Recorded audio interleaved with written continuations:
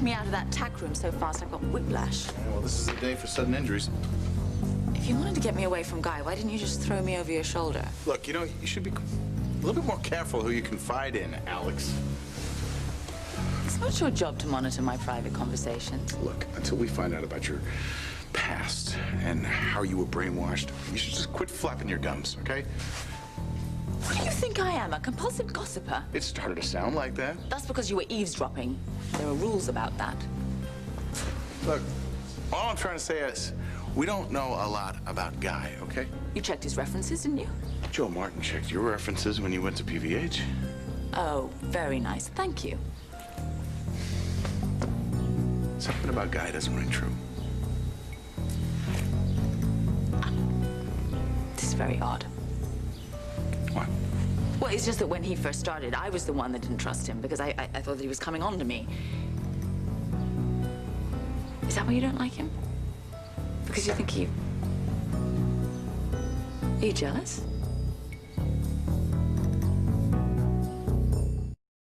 Him? No. No, hell no. Why are you shouting? I'm not shouting, all right? Look, he shouldn't have put you on that horse. No way. He's a trainer. That horse wasn't broken, okay? You could have killed yourself. You make it sound as though he forced me to do it. Well, it was his stupid idea. No, I'm a good rider. I thought the horse was ready. Well, then you were wrong. That's your opinion. Guy is a very competent trainer. In his handling of Scorpio, he's been professional. That's why you were thrown. It happens. You know, I thank you for your concern about my well-being, but I'm not the only one that was hurt. Guy took a nasty kick to the ribs. Serves him right. Don't say that. Well, he got your attention, didn't he? What's that supposed to mean? Forget it.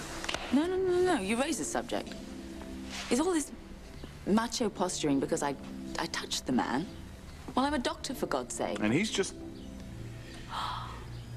What? Oh, I thought the English were snobs. That's not what I mean, and you know it. What do you mean? Fine, you can train or touch anybody you want, okay? Except for a good-looking horse trainer.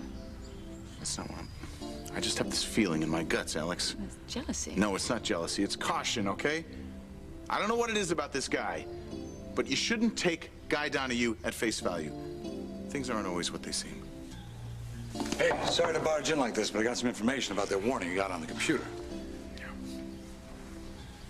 Yeah. Is this a bad time? Yes. Well, whichever it is, I don't think you're gonna very much like what I have to tell you. In this weight, Jackson, I've got a terrible headache. I'm afraid I would have to suggest that you take a couple of aspirins and hear what I have to say, because Adrian was able to trace where that warning came from. From where? Uppsala University. Uppsala, Sweden? The very one, but don't get too excited, because more than likely the message didn't originate there. Chances are it was diverted and sent through that website so that whoever sent it could cover his tracks. That's comforting. Unless, of course, this whole thing is some kind of a hoax. What do you mean, hoax? Hear me out. Suppose somebody with way too much time on their hands read the account of you disarming that man at the mall. They put this out there just to see what kind of a reaction it elicits. Or maybe they're just doing it for laughs. Well, I'm not laughing. I don't think so, Jack. You know, we sent out that inquiry to the sanatorium in Wales right before that warning came. I mean, it's too close to be a coincidence. Yeah, I think you're probably right. I was just trying to be a little optimistic. Yeah. Listen, whatever happens, I'll get back to you the minute I hear a thing. We'll discuss this later. I really had a long day.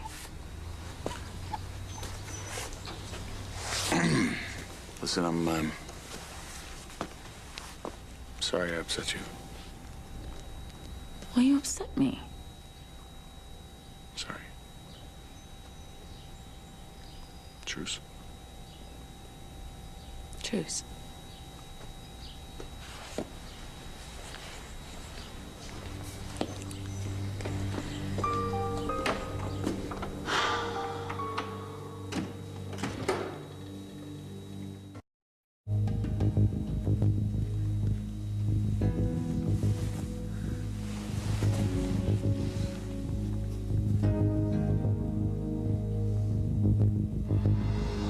Alex, shouldn't take Guy Donahue at face value. Things aren't always what they seem.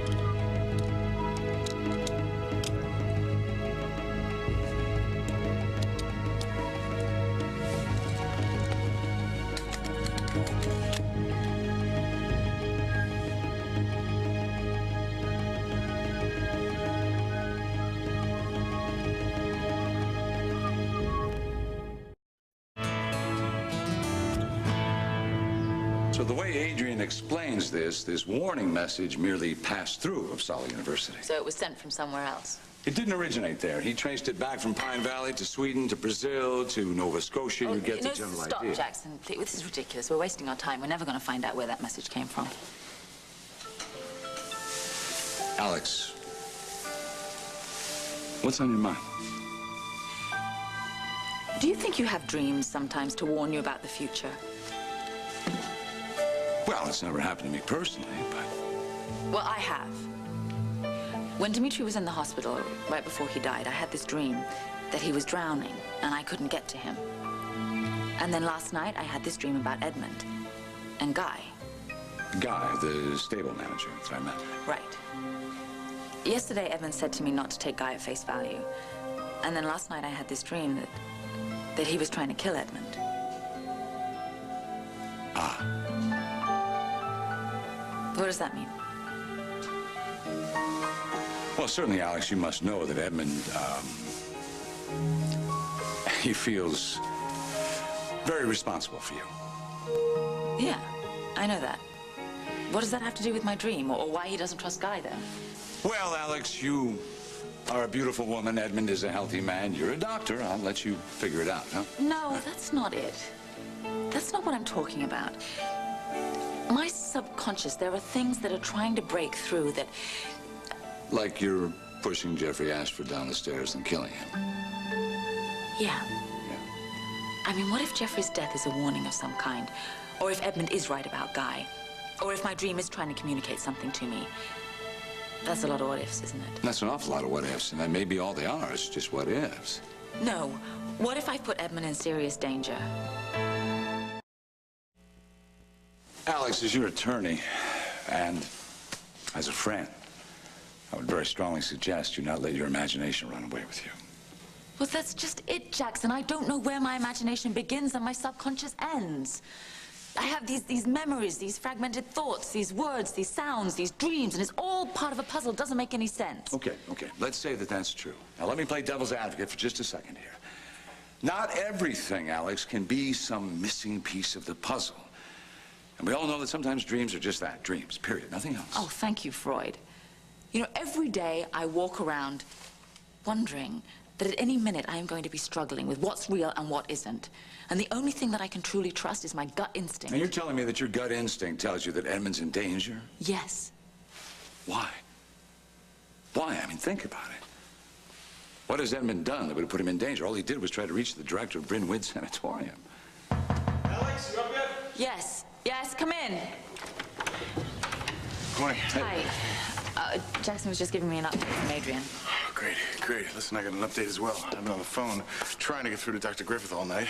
No luck. Called him again this morning. He's not taking my calls. I think he's avoiding me. Yeah, I think perhaps you're right. Let's see him avoid me in person. What? I'm going to Wales. I want him to lie to me face to face. Tell me why he told me the British government sealed your records. No, absolutely not.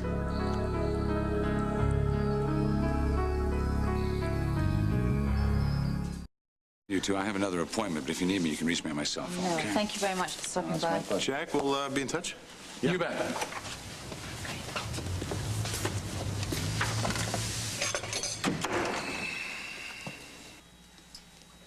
Timely exit, wouldn't you say? Appropriate. I appreciate you wanting to go over to England and talk to Dr. Griffith, but how much more time are you going to spend running around on my behalf? Till we get to the truth. What if it's dangerous? Why do you say that? Because I have this feeling that something terrible is going to happen. Alex, we talked about this before. This is just your fear of the unknown. It's just paralyzing you, okay? I will walk you through this to the end. No, I've made a decision and it's final. It's not yours to make. Of course it is. This is my life. Mine only. Not anymore.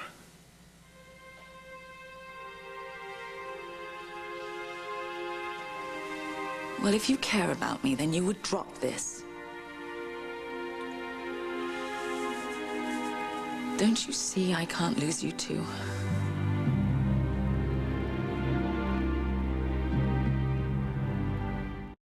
To me. I promise. You don't know that. You just letting fear of the past control your life. We talked about this.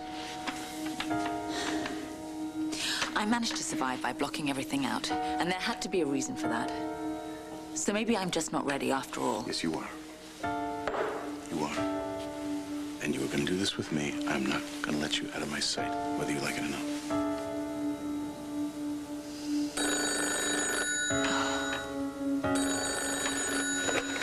Yes, hello. Dr. Marick. What? All right, I'll be right there. What is it? It's that little girl, Karen. She's in hospital. The one who wouldn't speak? Yeah. The little girl? Yeah. Okay, I'll drive.